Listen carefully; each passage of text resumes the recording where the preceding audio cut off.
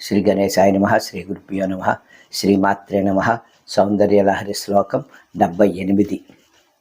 స్థిరో గంగావర్తస్తన ముకుళ రోమావళిలత కళావాలం కుండం కుసుమ సరతేజోహుత భుజ రతే లీలాగారం కిమపి తవ నాభిర్గిరిషుతే బిలద్వారం సిద్ధేర్గిరిరస నయనానాం విజయతే.